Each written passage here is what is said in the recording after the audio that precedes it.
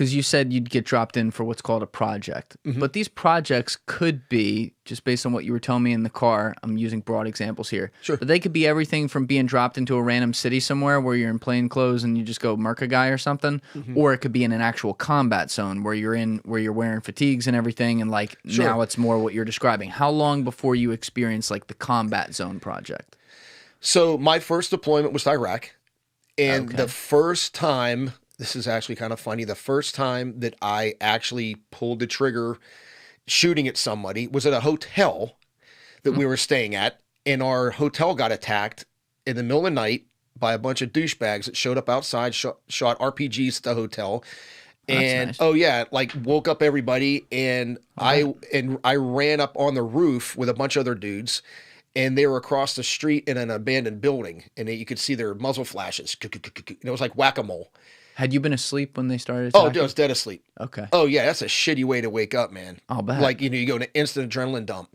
And it was crazy, bro. I wish I had a camera. There were dudes up there, like, in flip-flops and their shorts with body armor on and their M4s shooting off the roof at the dudes across the street. And that was the first time that I actually heard and seen and smelled the sounds of combat. Hey guys, just a reminder, 23.5 and I are going to be dropping the show branded fashion line this week. Make sure you get your stuff while it's live because this is going to be a pop-up shop, so it is a limited time offer. Been very, very excited to get this out to you. 23.5 has been working so hard on it. The designs look great. We're going to have 12 to 15 items, I believe, in the final drop. Like we've gone through probably about 60, 70 iterations, but we're putting it down to 12 to 15. And I'll be announcing this on YouTube, Instagram, and on all the socials when it goes live. So make sure you get in there right when you see that. See you this week. And then the big army showed up like 15 minutes later and with their APCs and shit, and it was all done. Now, was that a blur, or were you hyper aware of every second from the moment you actually, like, for real woke up? It was kind of a blur. Like I remember, I remember hearing brass hitting the ground, ding, ding, ding, ding, ding, ding, like from rounds getting ejected out of a guy's magazine. Like I remember hearing that. Adrenaline's a weird thing, dude. Like get tunnel vision, auditory exclusion, fine motor skills gone. But it's crazy what your brain will pick up. I do remember seeing guys up there in their skivvies and flip-flops. I'm like, man, this would be a crazy video right here, with their body armor on and shit.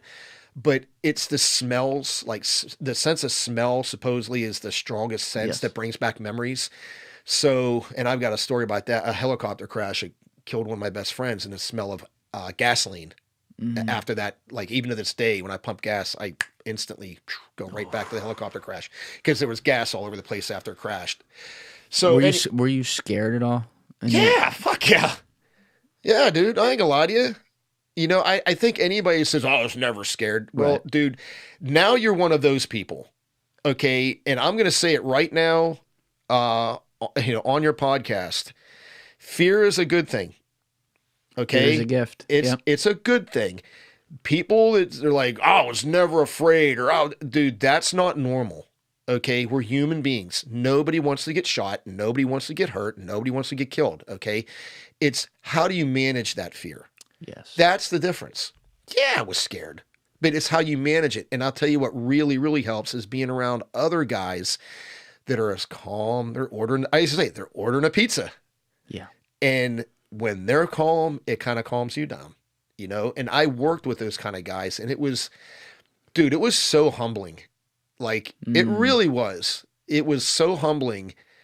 I can't even really put it into words to see guys operate under that kind of environment and stress. And I'll give you an example. So again, a lot of the guys they recruited were from Delta and from SEAL Team 6, very experienced guys, tier 1 operators, right? Super, super trained. I asked these guys on private occasions, I'm like, hey, let me ask you a question. Like, compared to what you did over there, are these missions more dangerous? And oh, absolutely. Why? I asked them. They said, well, when you're over CAG, you got an AC-130 flying above you, you got fast movers, you've got, DAPs, you've got a QRF, blah, blah, blah. You got bad guys on this side of the wall, you call a 105 down from an AC-130, gone. Yeah, none of that shit. None of it. Why? Too high profile. You're putting an American signature on it. Helicopter gets shot down, not good. right? What about the missions where you're actually wearing fatigues though and stuff too? Aren't you saying like I am Team America when you do that? Or So these projects that I was telling you about. yes, I love that word, projects. Yeah, well, that's what they were. Yeah, I mean, that's what they called them. It's a great word for it. You know, like in Afghanistan, they had various units, Afghan units that were set up by the organization. For what you do, ground branch units. Yeah, exactly. Right. And you would go with these guys on missions. So you may have 2 ground branch guys and 50 Afghan commandos. Do you see what I'm saying? Yes. But when you do that, isn't that like you're overt? Like if you're on the battlefield and other people see you, they're like, oh, those guys are Team America. Look just like them. We wore the same uniforms, the same Afghani flags, the same kit. So you are undercover in that way. Well, it's not really undercover. You're just blending it. You're being you're being the gray man, right? I could show you pictures of me with guys I worked with. Yeah. And you're like, I'd be like, pick me out. And I'm just trying to picture it. You know what I mean? Yeah, no. Like I didn't get, and everyone listening right now, we didn't, even people listening who are in the military, right, who fought over there and stuff, they weren't in this, like they may know what it is, but like, I don't know. So I'm like trying to picture, like, how would I not know looking over at Joe that he's obviously here on behalf of America? Right. So that makes sense. So yeah, you're like the token white guy, right? You know what I'm saying? Yes. So, but dude, remember, you know, you're growing your beard out, right? You could pass. Yeah, dude, I'll tell you what, when I was in Iraq, people thought I was Kurdish. I had Iraqis thinking I was from Kurdistan. Like I had that look. I don't know what that look is, but like no one ever, when we went up to Erbil, which is up near the border, and that's basically Kurdistan, I never got a second look on the street one time. It was really weird, which is great because that's where you want to be. Some guys can't pull that off, right? So, but yeah, man. Yeah, you look like, I'm just pulling up a picture of you right here. I'll put that in the corner of the screen. I mean, shit, dude. But I even had a longer beard than that when I was over there. You know what I'm saying? Yeah. And dude, there were times I went out dressed just like a native in their clothes. You know, I've got a picture on my wall on a horse in Afghanistan dressed up like the Taliban with a black turban on and the whole freaking 9 yards. Like, yeah. So, but yeah, that's the whole thing with that unit is like you don't. Yeah, they got stupid money. I mean, millions and millions and millions of dollars, but you don't have those assets. One time, one mission I went on, a Predator crashed. A UAV Predator crashed, and I had to go in with some guys and retrieve all the sensitive information off of it. And we had 2 Apaches and an A-10 on station. That was the only time, and it was only because it was just all Americans. Like, I couldn't go in there with our Afghani counterparts because our chief of base is like, you need to have American assets to go retrieve this because it was a sensitive thing. Yes. So we had to retrieve all. It crashed, and anyway, that was a crazy mission because they had one Predator flying out and another one flying in to have overlapping coverage on a target, and the one flying out shit the bed, crashed. So they kept the other one flying in orbit until we showed up. And as we're flying in, they're like, hey, man, there's like 7 bad guys on the crash site right now. So we knew we were flying into a shitstorm. But that was the only time. And literally, it was perfect timing. We landed about 500 meters away because it crashed in a ravine. And just as we were getting off the bird, like an A-10 flies over, Warthog, and like, oh yeah, and they told us, and then that 2 Apaches. But that was it. One time. After that, dude, you're on your own, man. Like you getting a tick, you're fighting your way in, you're fighting your way out. There's not going to be an AC-130 dropping a 105 on them. There's no DAP showing up, no QR. Kind of changes the environmentals of combat a little bit, knowing that those are the rules that that you're going to be playing by. And I talked to a lot of guys, that weren't in ground branch. Like, he's like, fuck that, man. We don't leave people behind. I'm not saying they leave you behind, but it's just a different schematic. Like, this is the way you're going to have to operate. You're not going to be calling these other assets to bail you out if shit goes wrong because it's too high profile. So Anyway, yeah. So that one mission. I mean, I can honestly tell you that's the only time that I knew we had support. Normally, yeah, it was you, another guy, and maybe 40 Afghan commandos. Well, actually, on that note, I kind of asked this a little bit ago, and I think we got off it. But in that example, you were saying like, oh, it would be two of us and a bunch of Afghan rebels. When you're dropping in with Ground Branch, though, are you allowed to say like whether it was normal to have like 2 or 3 of you versus could it sometimes be 30 of you? Like what type of cadence was it? Very good question, actually. It just depended on the mission. Size of the compound, size of the building, you know, how many bad guys you thought were on, you know, at the site you were going to. And this all comes to you in intel, right? In an intel package, hopefully. Not all the time. But sometimes, I mean, you know, you don't have all of the intel you want. But to answer your question, it was all mission driven. The way we tried to operate was with the minimum amount of people to accomplish the mission. Why? Lower signature, right? Lower signature. Yeah. So if you looked at a compound and said, all right, they think there's 6 bad guys there and they know there's 4 outbuildings and this, that, okay, we need 2, 4, 6, 8, 10. Like you start just doing the math, right? And then you kind of like reverse engineer it from there. But I've been on a mission where it was just me and one other Ground Branch guy. And I've been on a mission where it was just me and 65 Afghan commandos. Big target. Just you. So you would go on missions sometimes where you are alone. Oh, with me and 65 other Afghan. Yeah, but like alone with your... Wow. All the time. That was common.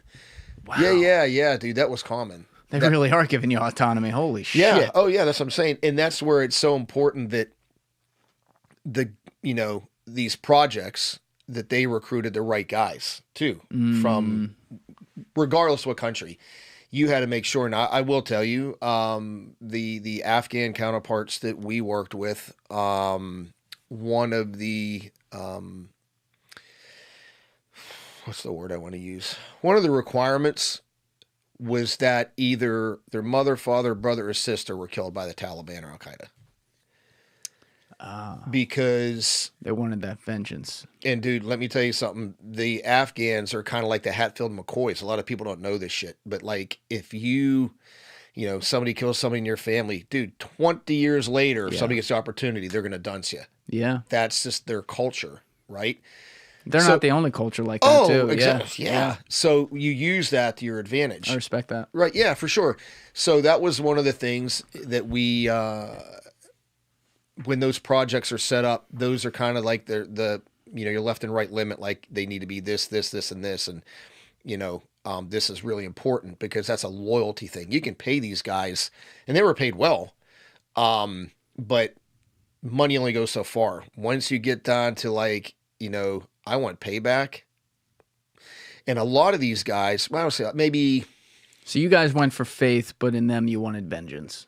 Yeah, and they had faith too. Of course. Very deep-seated faith, but they were motivated to do the work. That's what I mean. They had the proper motivation to put themselves out there. And dude, let me tell you, the bad guys found out that they were working for the Americans. Dude, game over for them. And everyone they love. So they were at huge risk. I'd even say bigger risk than we were, for sure, because their families were at risk. But yeah, man, they were very motivated to do the work. Of course, they went through a selection process and had to go through training. I would say out of, let's just say, we had a 80-man force somewhere. In Afghanistan, I would say half, 30% were former Mujahideen guys. Oh, from the 80s. Yeah. They were young back then, but they were still, so they were highly experienced.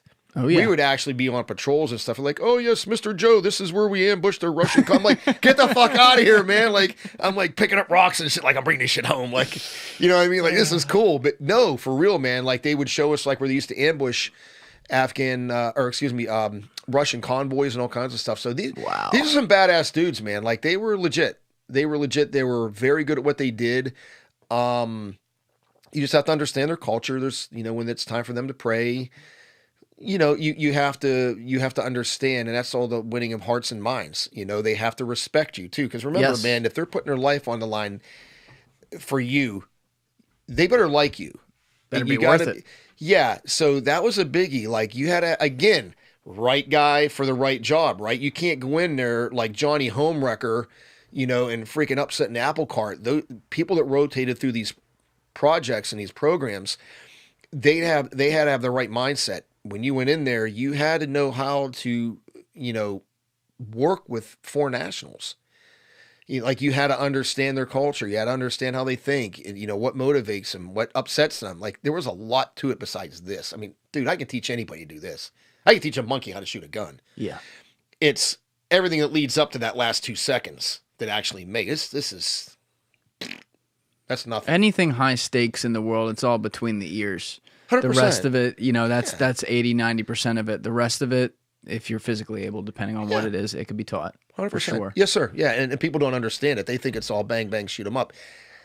That's just, you're doing that, to be quite honest with you, when you're at that level, you're doing it on a subconscious level anyway. If you're doing CQB and you're going into a room and you're going to have to you're worrying about sight alignment, sight picture, grip stance, breathing, fall.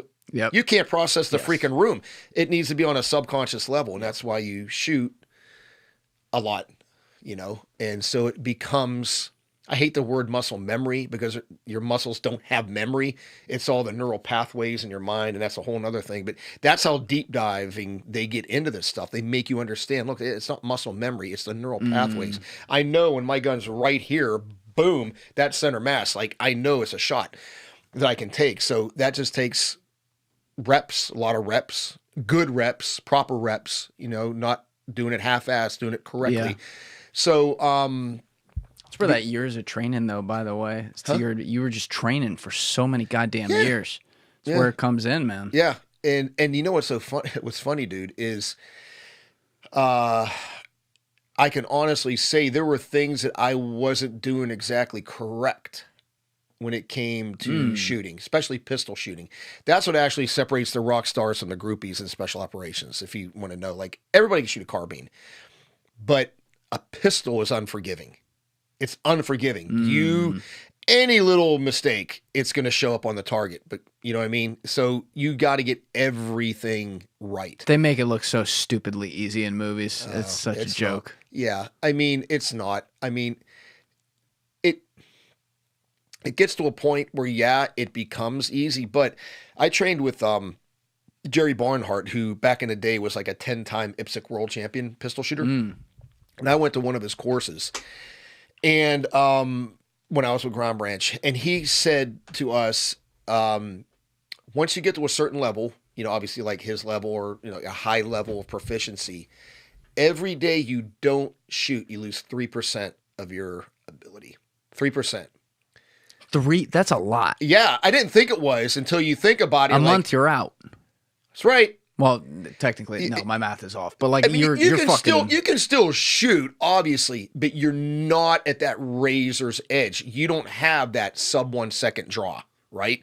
You just don't, because it needs to be. That's why units like that shoot a lot, because you have to maintain that proficiency, and you're constantly just sharpening a sword. You know what makes me think of, actually? This is a random one, but because I've never done this, but you ever hear from those guys who do like 1 week or 2 week fasts or something? Yes. Yeah. I wonder if it's like when you eat for the first time, if the muscle memory from eating is not perfect. Right? Yeah. And this could be like on a parallel field. Like your ability to shoot is literally a part of your everyday survival, like oxygen and food and water. And so if you go a week without it, you're a little off. Sure. You know? Yeah, definitely. And I can tell you just some personal experience, like I don't shoot as much as I used to. I'd love to, but I just don't. And I went to the range the other day, and I couldn't save my life to get my draw under a second. It was like 0.1, 1.1, 1.2, 1.25. I couldn't break that second mark because it's the little nuances. If you're just off a little bit, there's 0.2 of a second. Done. And that's a big number. A sub 1 second draw is like pretty freaking fast. That's respectable. Now, is it realistic in combat? No, but if you can do it, it basically is telling you you've got all the fundamentals down really, really well. Are you going to be able to do that with kit on? No. Like, no, you're not. But it's good for a confidence thing. Like, yeah, man, I got a sub 1 second draw, just static on the range with no kit on. But it's not realistic in a combat situation. But it's telling you you're doing everything right, which is programming your brain that, hey, man, I've got the confidence to do this. And that's a huge thing. Absolutely. Is having the confidence. And not, I just did a speaking engagement about this in Florida, and I was talking to this company, big packaging company, and I told them, the number one attribute for top performers, number one, proven fact, is self-confidence. Proven fact. And so I told them, like, being self-confident has to do with mastering the basics, right? Yes. I got this solid foundation, like you can't break it down. It's, it's brick, it's not mud. And I told them it's imperative, because it was their salespeople, and I was talking to like that your salespeople understand how to come back from rebuttals, et cetera, et cetera. They have to have it down cold, because if they don't, that self-confidence is going to waver. But it's not just in their ability.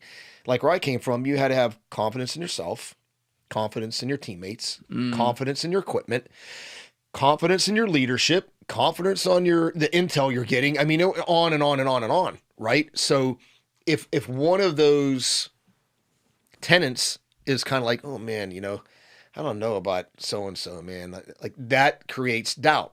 And you just really, there's no room for that in that business. I mean, there's really not.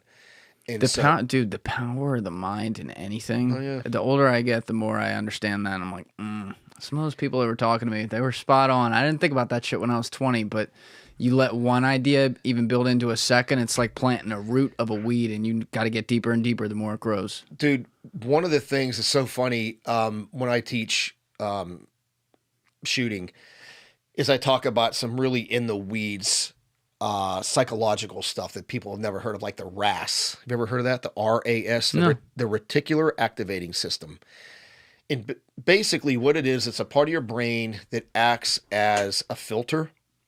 So your brain processes about 11 million bits of information a second, but the conscious brain can only process about 50. So think about that. Overload. Completely overload. Yeah. And it's the rat. And people listening, Google it. I mean, you'll read it. I'm not pulling this out of my butt. This is stuff that I was taught when I was with this particular organization, because they wanted you to understand how your brain works. Because when you can understand it, then you buy into it. Like, oh, that's why we're training like this.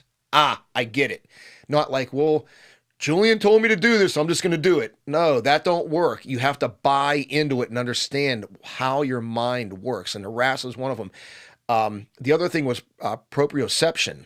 And what's it called? I may be mispronouncing this word, proprioception. I'll look it up. Yeah, and it's basically what it is how your body reacts in time and space in a particular situation. Did I get that right, bro? Basically, That's yeah. it. Perception or awareness of the position and movement of the body, and then use an example exercises to improve balance and how do we say this? Proprioception? Yeah, proprioception. Okay. That's it. Proprioception. Dude, never heard of it before. Didn't hear it in the Marines. Didn't hear it in the Army. Yeah. But it's how your body reacts in time and space. And one of the examples they gave is like, you ever seen like a gymnast on a balance beam? Yes. And all of a sudden they start to fall and they go, whoop. But their arms know exactly where to go to stop themselves. That's it. But it applies to CQB, close quarters battle. And they explain it. I'm like, oh my God, they got this shit. Everything. Yeah. They have figured this shit out to the umpteenth, like, fuck yeah. Like, holy shit, never heard of it. Never. And I even teach SWAT guys and former special operations guys. I hadn't even heard of this stuff. Wow. Like never even heard of it. And I didn't hear of it. But this is the kind of stuff they teach you because they want you to buy into it so you have confidence in why you're doing this.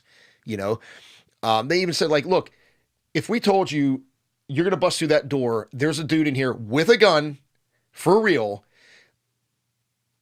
are the tactics that you're going to use, the tactics that you're going to use, are you going to go, I'm not sure if I'd do that, then you better not do it. Like, you better be bought in that what you're doing works, because that creates doubt. Doubt creates fear, blah, blah, blah, blah, blah. They want to take away decision making. They want it to be set reaction. Yeah, and that you believe in what you're doing. Yes. So you have ultimate, the whole speed, surprise, violence of action, for CQB.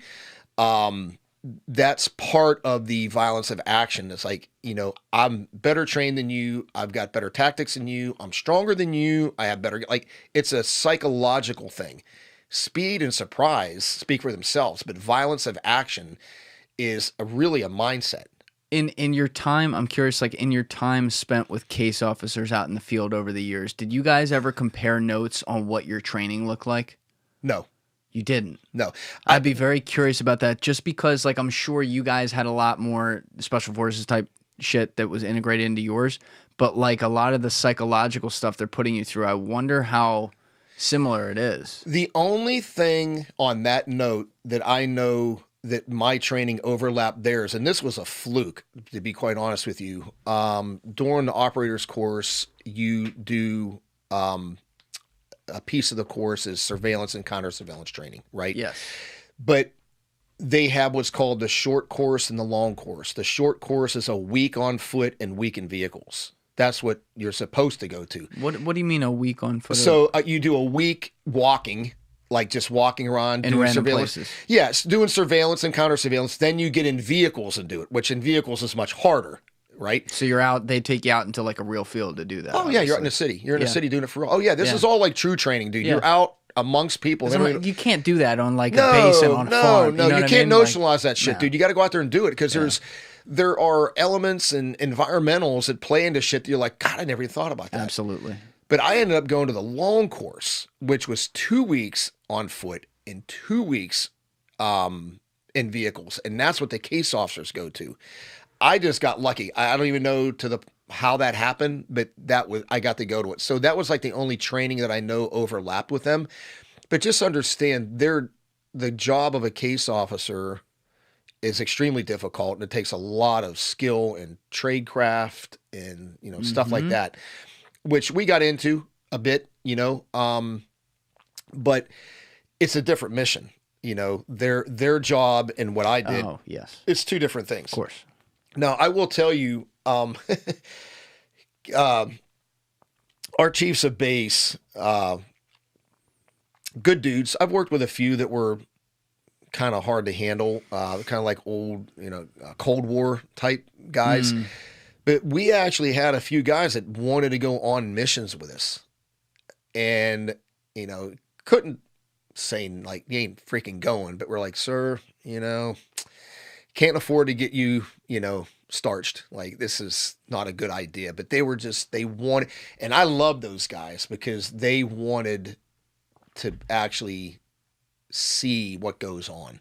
Do you know what I mean? Yes. That's not their job, but they wanted to see it. So on one occasion, the guy was super insistent, and he was just like, well, you know what? I'm going, I'll stay in the vehicle, but I want to observe. What am I going to say? No. He's your boss, for lack of a better word. But yeah, man, they, again, just like that word proprioception. I mean, that is the difference.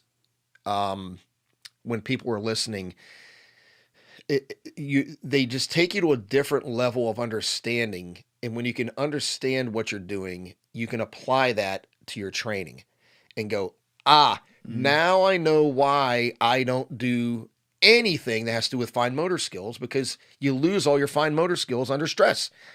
Blood pools from all your extremities, to your vital organs, right? So if you're doing any kind of shooting that has to do with fine motor skills, you're screwing up bad. It's all gross motor. You dummy it down, keep it simple, because complex things and things that you can't manage become unmanageable under stress and in a combat, the fog of war. It becomes unmanageable. So you keep it simple, keep all your techniques and your tactics and everything just as simple as you can. Obviously, there's times that it's not going to be, but that is why they're so good at the basics, because they're just faster, like doing CQB, right? Guys are like, well, Joe, like, what's the difference between us doing it in a unit like we came from? Well, Wait, CQB? close quarters battle, like room clearing, right? Well, speed is one of the things. Guys that are really, really good at it are very fast at it. Their footwork is impeccable, and it doesn't sound like that's a big deal, but it is, because it's conservation of movement, like button hooking into a room or turning a corner, making dynamic turns. That's all has to do with technique, right? And if you're not showing the proper technique, what another person would do, even though it might only take 0.3 or 0.4 of a second, that's too long. You know, that's too long. Yeah. You know what I mean? The way your muzzle comes into a room and your butt, I mean, everything is just dialed down to such a finite detail. I loved it. Like that. I can tell. Dude, I can see your eyes reliving it right now. Dude, that's what I was salivating for. Like, I want to know how the best of the best do this shit. Right? I want to know the finite details. I want to obsess over, dude, it even came down to the kind of rubber that was on our boots. Yeah. Like, what kind of rubber is best for shoes for doing CQB? None of this detail I don't know how people out there listening feel about this, but like none of this detail surprises me. For organizations like this at this high level, I would imagine it's psycho shit. You know what I mean? It's what, like, think about the stuff they're asking you to go do. Right. And like they're worried about your safety too, because they ain't helping you if you get caught. Yeah. Oh, dude. No, they support you for sure, dude. They want you. They set you up for success. You just can't have a bad day. Yes. If you got a bad day, that's on you, and you know things are gonna probably not go well for you. So you have to obsess over the details, right? I mean, obsess, because like I tell like my coaching people, show me a way in the gym to give me a 1% advantage over that guy. I want to know what it is. 1%. Yeah. Give me a 1% advantage, because you know what? That might be what you need. That 1% to save your ass, or to be faster than somebody pulling a gun up and you're able to draw and shoot or whatever. So, they weren't, and that's another thing. Like, and they had this down so cold. When you went through the course and you were training, it was little victories. Not like, oh, I want to bench press 500 pounds and I can only bench Dude, that ain't going to happen. But hey, I want to knock 0.2 of a second off my draw time. Victory. I want to knock 15 seconds off my run time. Victory. They get you in that winning mindset. Win, win, win, win, win, win. And you build it. Yeah. Man. Not win, oops, I screwed up, I failed. Win, oops, I failed, I screwed up. Like, that doesn't work. Like, you have to get in that winning mindset. And it's little victories, minute. Oh, I did it. It seems inconsequential at the time, but if you add it all together, Sure. It's massive. Yeah. It's massive. So, and again, I never thought I would make it into a unit like that. I really didn't, you know. How long was that training again? 6 months. Well, actually, ours was 6 months and 2 weeks, because the surveillance, counter surveillance piece was 2 weeks longer. Okay. And was funny, man. That's not that long, considering like all the shit. Oh, and it was nonstop. That's what I'm saying. Dude, like, it wasn't like weekends off. It was bing, bing, bing, bing, bing, bing. You were going from place to place to place to place. You were either on an airplane, hotel, or training. Because my brain, when you start talking about this, goes to 2 years. Like, it just does. But the fact that you got it, that's wild. But see, they're already taking... I know they're taking SEALs they're and stuff. already taking still. guys that have a really good foundational background Yes. in special operations. All they're doing is the way the first proctor said, we're going to smear some black on you. That's what he said. We're going to smear some black on you. And I'm like, freaking A, man, smear away. Like, that's what I'm here for. Yeah, man, there were some pretty interesting things that, you know. Are you allowed to talk about that surveillance training? Like, yeah, I can't tell you like how we did it. Okay. But yeah, like, yeah, that's out there. Like the surveillance, counter surveillance, it's a no brainer. You know, how to, you know, watch somebody get a pattern of life, a POL, find the weak link in it and that's when you get them. But if they're dropping you into whatever, some random city, wherever it is, Yeah. are you watching random people that they know are going to be there, or are you like how? That's where I'm a little confused, because like I do think, like my friend Andy, who we've talked about, one little thing he does on the side with his business is a couple times a year he'll go train people in a city like how to surveil. Sure. And so they just drop into like St. Pete and they play games or whatever. Right. Are you guys playing games versus like actually trying to get a beat on the random guy standing right there? You're talking about for training. Yes. Okay, so they had role players. Got it. So it was a training event that was structured. Right? It was structured, and it was structured to throw you curveballs too. Right? So what do you do if this happens? And that's why I loved it was 2 weeks, because the first week of like learning how to do surveillance, you're getting the basics down, and it's like, all right, it's done. But that second week is now you can start adding some tradecraft stuff to it, right? And you're really starting to like dial in like what? Changing your appearance. So if you're surveilling someone and they start getting a feeling that they're being followed, how to dash into a place, change your appearance, and come right back out. Stuff like that. I mean, yeah, shit like that. And it gets more and more in depth, but you couldn't really do it if you only do it for a week, because they're still learning the process and, you know, how to do SDRs, surveillance detection routes, and all this shit. And it's very detailed. Yes. But if you only do it for a week, it's like, all right, I got it, but you didn't get to add the tradecraft piece. And that's when it gets sexy. That's when you're like, this is fucking cool. So you really like robbing Joseph A. Banks when you're doing that? Oh, dude, it's freaking real. Cool. Huh? You're doing that for real when you're doing this, though, right? Well, the training piece, like I said, it has role players there. But yeah, you're out in a city doing it. Yeah, so they can't walk in behind you like, hey, sorry, we're training at the CIA. No. Listen, that's who's on us. Here you go. Like, there's none of no, that. dude, you're doing it and you're hiding in plain sight. Yeah. But you have to do it like that because that's the way it's going to be. Right. You know? And I'll be honest with you, that was some of the coolest training because they had so many role players. Again, money. Plenty of money. Plenty of money. Make it as real as possible. And they even had the police on they're like, if you see this guy, roll him up, just question him. Oh, yeah, because you had a cover for status, cover for action. Oh, yeah, they told us all about it. Like, oh, yeah, the cops are looking for you, too. And if you get caught, like, you're out, right? I don't know if you were out. Now, you probably would have been out if you didn't stick to your cover for status, cover for action. But they weren't going to arrest you, but they were probably told, like, what are you doing here? Why are you here? And if you say, oh, I'm training, like, you know, yeah. Interesting. I'm here for a convention. You know, there's a software convention in town, and yeah, like, just stick to your shit. You know what I mean? Because that's very interesting. You know what I mean? Yeah, because that's what they're looking for. Because you didn't know at the time that the cops were in, but they told you, like, oh, yeah, man, every cop in town had your pictures. And I'm like, well, God bless, man, right? But, yeah, that was fun. And where you do that training is an extremely complex environmental.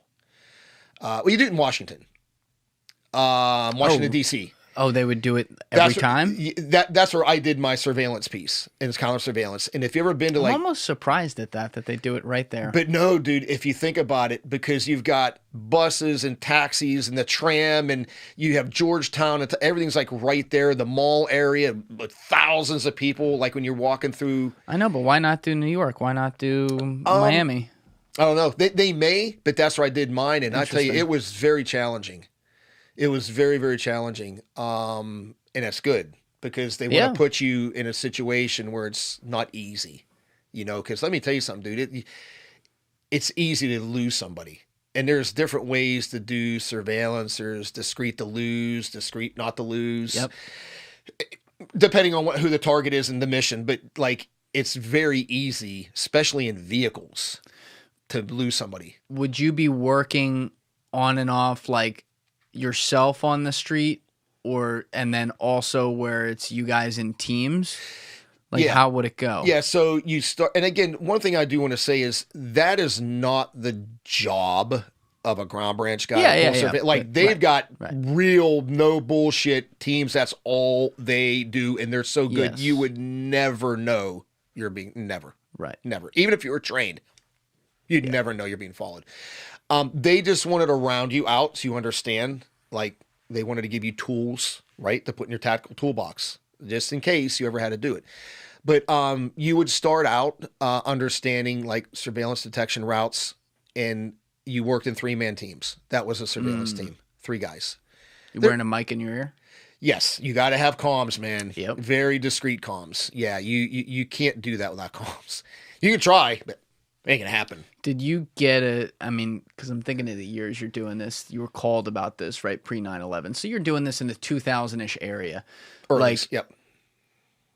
Did you get to look behind the curtain at how capable, even during your career, not necessarily just during your training, but how capable CIA disguise tactics were, and did any of it shock you?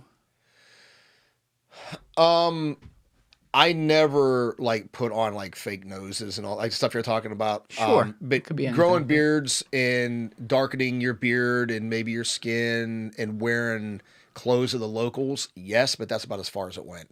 Never had the opportunity to actually do a disguise like you're talking about. That is, again, that falls like under case officer stuff and you know, the tradecraft part. But no, I never. They weren't as focused on that No. with you, obviously. So they wanted you guys to know how to do the surveillance stuff at an expert level, but that's really And to be honest with you, during my entire time with them, I only did the surveillance piece as part of the mission one time. Interesting. One time. That's kind of surprising. Well, actually. normally you have to understand that work has already been done. Like you're just sending to kill. Well, but no, dude, that's not. It's look, man, it's hard to talk with a hole in your head. Yeah. The mission is try to capture these people, because you capture one fish that tells you about another fish that tells you about another fish, right? You got to try to get information on these people, but sometimes they fight back, and when they fight back, you have no choice but to fight back. And it really depends, but a lot of the case officers, meaning, once again, the people who are undercover, under some sort of whatever, who work for the CIA, who you would be doing this stuff in support of, a lot of them, their job is just that, the undercover part, and then guys like you come in, and then once in a while you do have a case officer who's kind of both and can do those things. So I would imagine you didn't really do a lot of work with those guys. No, so Ground Branch had their own case officers that were assigned to the SAD. Okay, even better. Yeah, they were. Oh yeah, these guys were not just like some kid that just graduated, Yale. That's what Sean Ryan was saying. No, dude, that was always like a fucking 23-year-old who just graduated Yale. Yeah, but you understand what I'm saying. These are seasoned, very experienced case officers that understood the mission. They understood what was going on. Young guys, and again, I wasn't a case officer, but like those guys are assigned to different stations that were probably not quite as dicey, just to kind of cut their teeth, and then, okay, now you get to go over there. Now you get to go on this project. That's the way where I came from. But like, they didn't just throw you into these like super like, not complex, but like, takes a lot of experience to pull that one off. So they would send you over here and just kind of grind your teeth a little bit over here, like, okay, I got it. And then you would go to this project that was maybe a step up. Then you'd go to this project, might be a little step up from there, because they can't expect you to go and operate, because you gotta, again, there was me that had no combat experience. So you're gonna throw me right into the the deep end of the pool. That's not how they operate. I don't want to say they spoon feed you, but they slowly expose you to a little more complex. Yes. A little more complex. Okay, this project, that project. I rotated through one project a couple times, which was great because I got to know the Afghans on a much personal level, and I rotated through this one project several times, and which was great, But there are times that something pops up, like a time-sensitive target, where you don't have time to really plan. It's like, we know this guy's going to be Yes. here for 12 hours and then he's gone. Yeah. You know what I mean? And that's where you're making some of those decisions, like you on the talked spot, about. dude. Yeah. You don't have time to be like, let's see now. Let's check that with Langley. Yeah, let's see. No, you don't have time, dude. You need to come up with a good plan.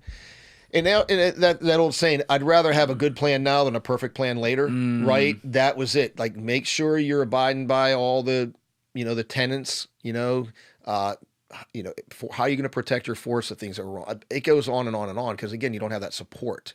Yeah, my buddy Danny Jones from Concrete, that podcast I was telling you about down in Florida, he was just sitting with a guy recently, this guy Rick Prado. You probably at some point heard of him. I don't know if you'd recognize that just offhand, but he started off, he was with the CIA for, I want to say like 3-4 decades, something like that. Jesus. He started off 10 years ground branch, and his expertise was slitting your throat with a knife, I think. I might have that wrong. Check that in the comments. But I don't know how it worked. I can't remember, like, if he was then like kind of dual, like he was both for a while before he went full over as like a case officer with the agency. But there was a story that he worked with this guy, Billy Waugh, very closely. He just passed away. Right. So Billy Waugh was like a legend. He was Annie Jacobson's like main source. I have an autographed picture from him on... No shit. Dude, I'll tell you about it as soon as you're done talking. Okay, yeah. Probably the only one in existence of 2 guys that were on his Halo team. I have a picture of him. It's a very famous picture of him and 3 dudes. I'll tell you the story after you're done. But all right, it's really badass, dude. I want you to tell that. I just wanted to say this just for like some context, I guess, of like these decision points you're talking about.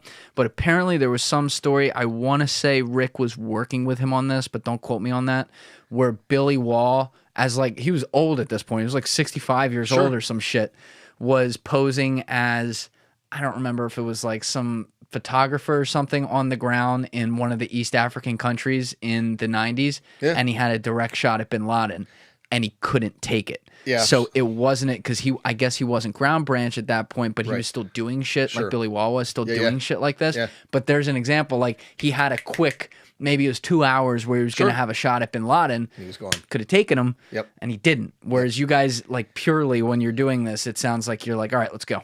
Yeah.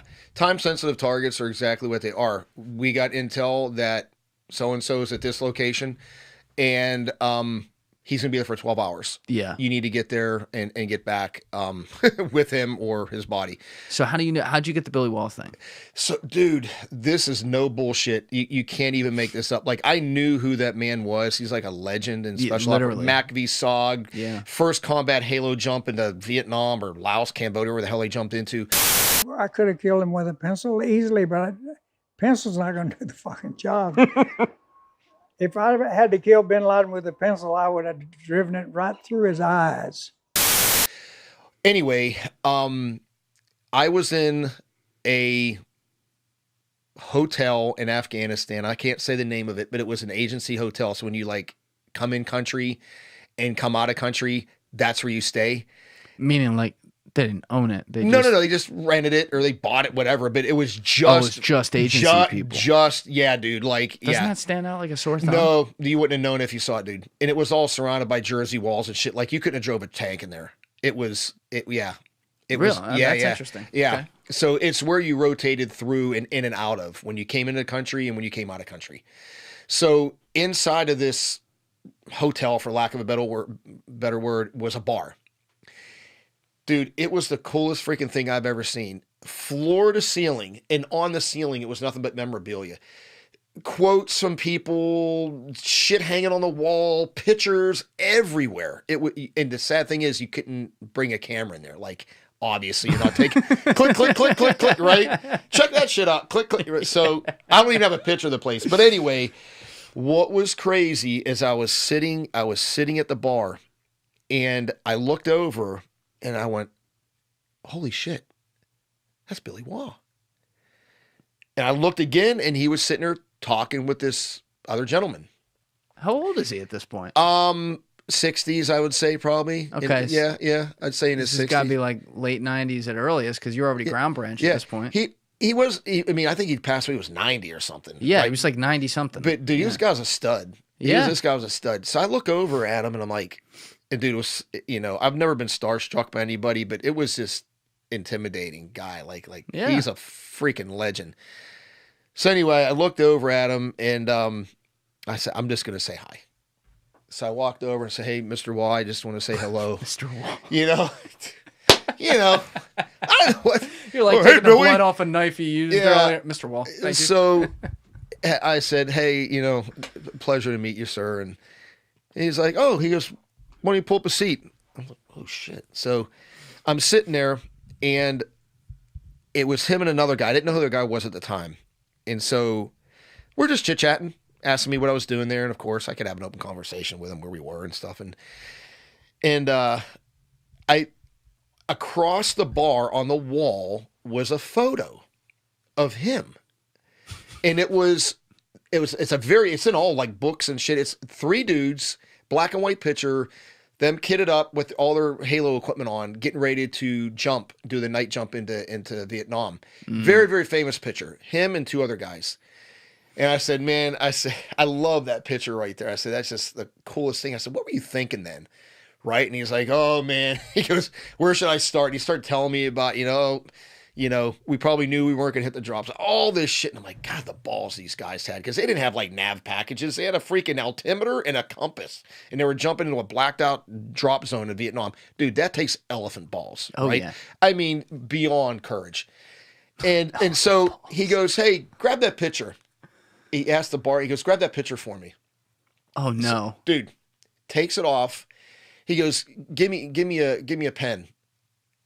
Dude, he takes the picture out of the back of the frame and signs it at the bottom and hands it to the guy next to him.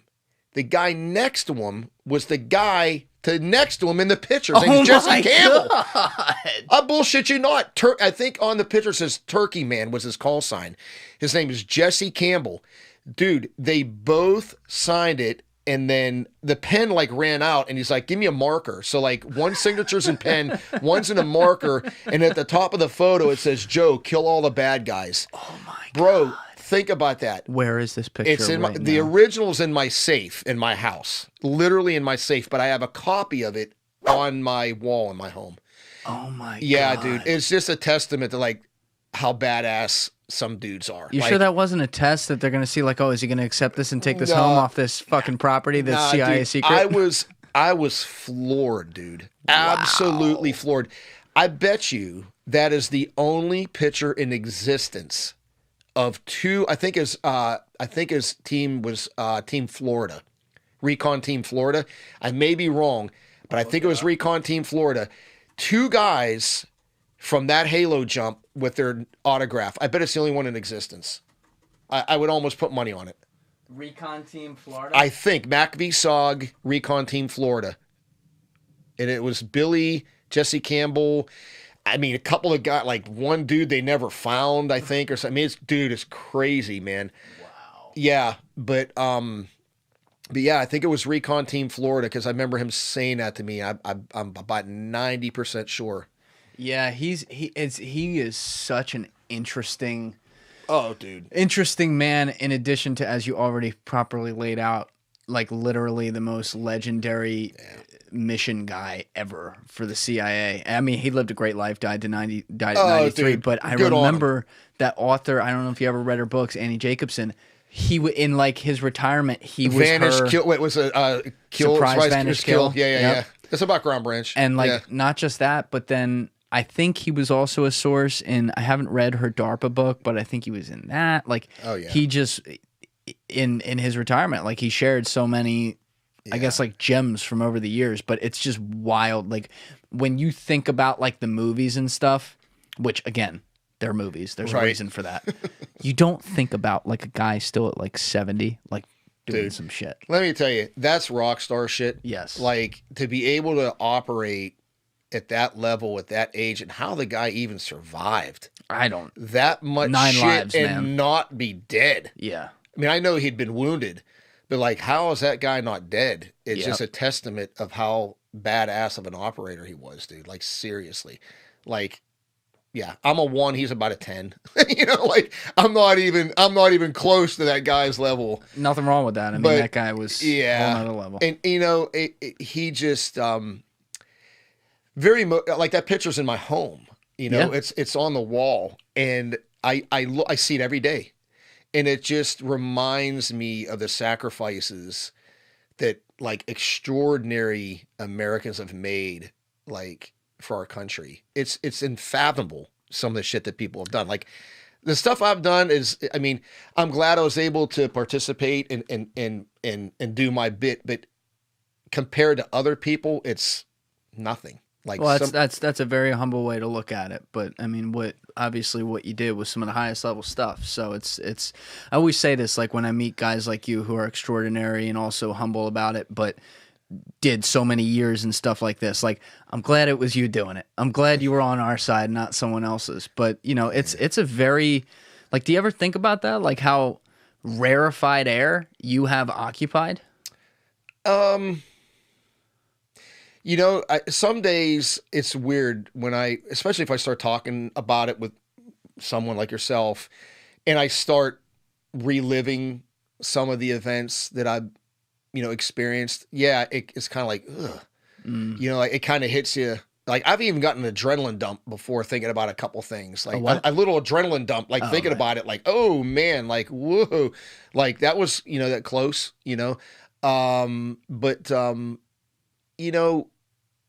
it's everybody thinks that when guys join special operations or whatever unit, they're doing it for the flag and patriotism and all that stuff. And that's true to a point, but to be quite honest with you, it's about the guy next to you. You know what I mean? It's about these men that you serve with, and you don't want to let them down. You don't want to embarrass them. You want to perform at the highest level because they're trusting you with their lives and you're trusting them.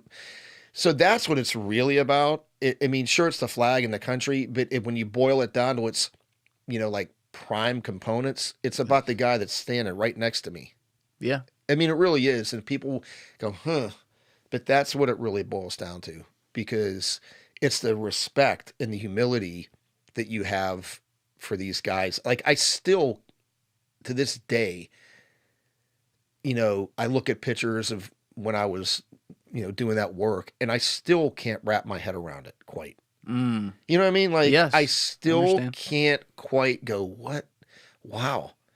Like, because you were so present for it. You had to be. Yeah. And it was just, what a blessing. Like it was a blessing. Like you said, I went from 8th grade to the pros. Right. And that wasn't something that's normal. I mean, like I said, most of the guys were combat veterans from the tier 1 units. And so, yeah, man, it was very humbling. It was, but I was very lucky because, a lot of the guys, were very forthright and like would take you under their wing and like mentor you. Yes. I'd be like, why do you carry it like that? Why don't you do this? Oh, because of this. Why don't you wear your sling like this? Oh, because of this. Oh shit, never thought about that.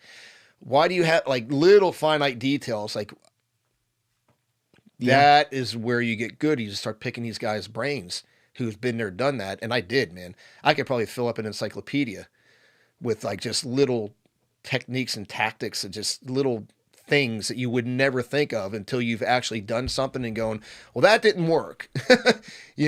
Like that sole on your boot is too slippery. Yeah.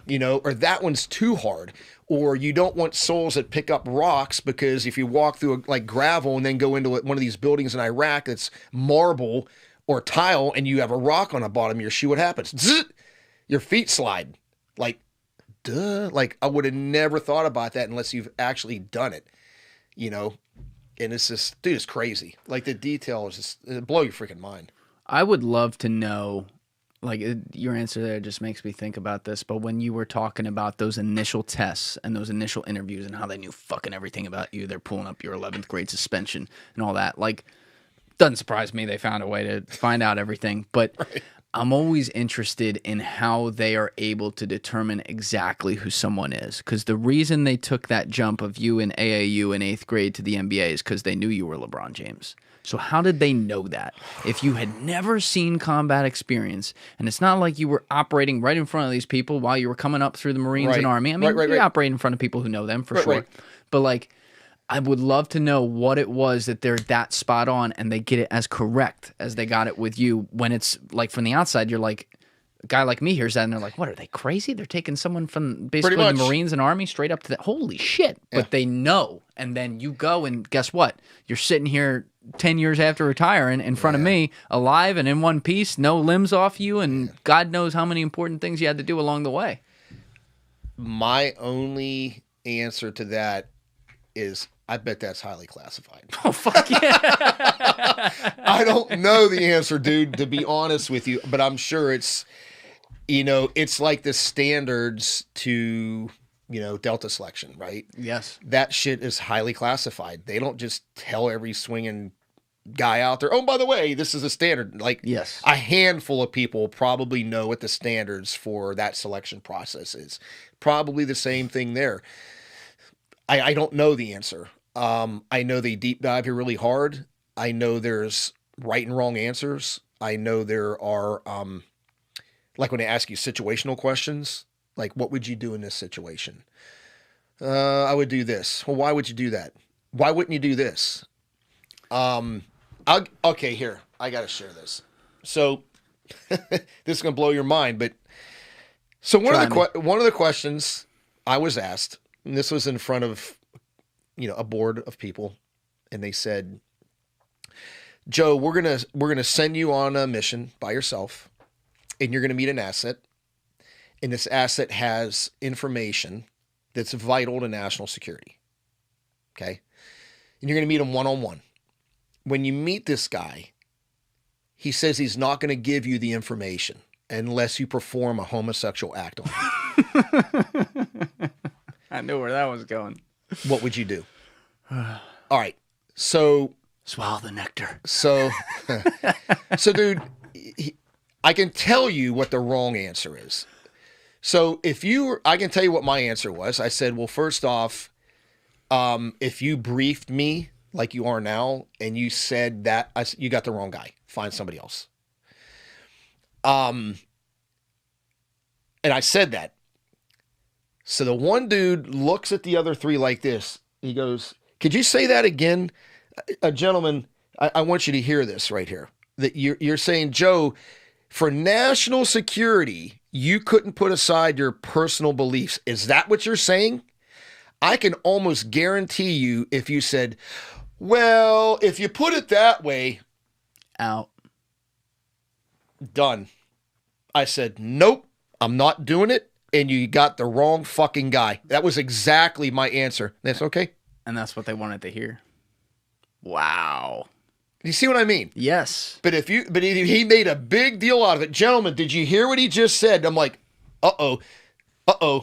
You're saying, to say it again, that for national security, you couldn't put aside your own personal feelings. Is that what you're saying? Did you say to him, did I stutter? I said, that's exactly what the fuck I'm saying. You got the wrong guy. And they just moved to the next question. Wow. But do you see what I mean, dude? Yes. That's the chink in the armor they're looking for. Like, oh, this guy is swayable. See, yes. And but here, see, these are the tests of it. But what I'm even getting at when I say, like, how do they know?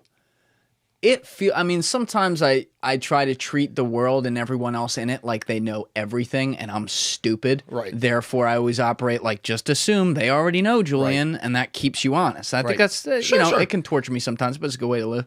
But when I think about this stuff, of course I think that way, and I kind of wonder if they already knew the fucking answers you were going to give. Like, down to the word. Yeah. And this is just like a role play where they're like, see, we told you he was going to say that. And they know the wrong answer. Yes. Yes. They know the disqualification answer. He swayed. He doesn't stand next to his beliefs. That's what they're looking for. Now, I don't know what they would have said. It's like, oh, yeah, I'd do it. I'd give him a blowjob. I don't know what they would have said, but... You know, it'd been Joe, like, that's kind of gay, man. I'm like, hey, man, I couldn't tell you. That's not my answer. But you know what I'm saying. They're looking for steadfast beliefs. You're not swayable. You believe in what you believe. Like, that's all part of the process. And yeah, dude, I really don't know. I think that's all highly classified stuff, because I guess maybe you could game it. I don't know. You can't game a polygraph. I mean, maybe some people can. They Some say, people yeah, can, some I've people heard. can, yeah. Yeah. But you can't game a board. You can't game like a psychologist unless you know they're about to ask me this question. That's why I don't discuss the details of that, because I don't want somebody watching this going, oh, I want to get in ground branch and they ask this and then I'm not. Right. Hey, that's on you. If you're the right guy for the right job and you meet the standards, then good on you. You'll be operational. If not, doesn't mean you're not a great operator or a good person. You're just not the right guy for the right job. Mm. You know what I mean? Yeah. And so, yeah, like for example, like another thing that they look at is they classify it is your financial status, your credit score. Yeah, duh. Duh, exactly Is there right. something that can be held over? Yeah. I mean, so like, and I don't remember my credit score. It wasn't bad, but obviously it was enough to, I think my credit score at the time was like 750 or 740. Right. And it was decent. It wasn't. But I guarantee you, if you had like shit credit, that is a reflection on you. Like, why aren't you managing your money correctly? And You know that what I can mean? be turned so Oh, easily. bro, in a heartbeat. Yes. Exactly. Do you see what I mean? So they're looking for every little chink, every little thing. John Minnelli was telling me that. And we were talking about it because, like, they talk about, like, these contractors who will flip and stuff these days when you hear that stuff happen. I mean, there's some, like, just interesting ones where they're trying to actually, they're not flipping, but they're leaking information to the Right. public with their name behind it, like Snowden and stuff like that. That's Right. different. But I'm saying the guys who actually, like, flip and become an agent for someone else, a lot of the times it leads back to, not all the time, but it leads back to something where they got in some sort of financial trouble or incentive. There's $1 million. Yep. Yeah. Thank you for watching the video, guys. If you haven't already subscribed, please smash that subscribe button and check out this clip's full podcast episode by clicking here or in the description below.